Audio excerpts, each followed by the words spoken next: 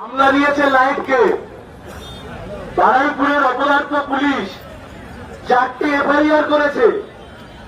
5 তারিখের ঘটনায় মুখ্যমন্ত্রীর নির্দেশে 11 তারিখ ঘুরে যাওয়ার পরে 12 তারিখ লায়েক আলীর নাম দিয়ে কমপ্লেন করেছে। যে কমপ্লেন করেছে জনৈক নেতা, তিনি বিজেপির মন্ডল সভাপতি, লায়েকের নামের নিচে লিখেছে বারুইপুর পশ্চিমের প্রার্থী ভারতের কমিউনিস্ট পার্টি মার্ক্সবাদী। আর যিনি কমপ্লেন করেছেন তিনি লজ্জায় আর তিনি বিজেপির নেতা সেটা লেখার সাহস পাননি। 27টা মামলা দিয়েছে, 27টা মামলা দিয়েছে। প্রত্যেক দিন হাইকোর্ট থেকে রাজ্যের পাবলিক প্রসিকিউটররা এসে বারুইপুর আদালতে বসে থাকেন। মুখ্যমন্ত্রীর পেটোয়া সাংবাদিক, আরএসএস, বজরং দল, প্রশাসন, টপ মোস্ট সব র্যাঙ্কের পুলিশ অফিসাররা, পাবলিক প্রসিকিউটর সবাই মিলে দাঁড়িয়ে আছে।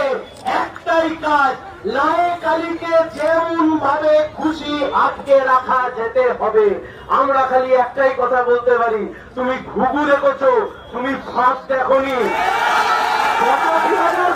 মামলা যদি কাটিয়ে উঠতে পারি তাহলে লায়েক আলী সহ সূর্যপুরের সাধারণ গরিব গ্রামবাসী যাদেরকে গ্রেপ্তার করেছে ওই পুলিশ প্রশাসনের সামনে থেকে ড্যাং ড্যাং করে বের করে নিয়ে আসবো, লাল আবির উড়িয়ে ওরা বেরিয়ে আসবে।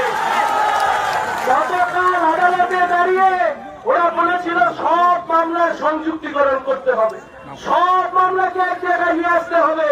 মুখে ঝামা ঘষে দিয়েছি আমরা, পারিনি গতকাল। অপেক্ষা করুন, 7 থেকে 10 দিন লাল আবির মাখবো, লায়েককে সাথে নিয়ে ওই সূর্যপুরের দিকে একসাথে মিছিলে হাঁটবো। আমরা আক্রমণ করিনি, আমরা আক্রমণ করিনি, কিন্তু কমিউনিস্ট পার্টি করতে গিয়ে বুঝেছি আক্রমণ যদি ধেয়ে আসে ও আক্রমণের শেষের উপসংহার আমরাই লিখবো, বিজেপি আরএসএস লিখবে না।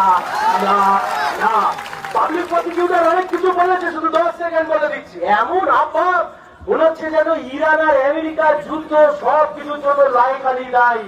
বললাম ওটাও ঢুকিয়ে দিন, শান্তি শৃঙ্খলা বজায় রাখুন, লড়াইতে থাকুন। এই লড়াইতে লায়েক আলী মুক্তি পাবে, আদালত থেকে রাস্তার লড়াইতেও আমরা থাকবো।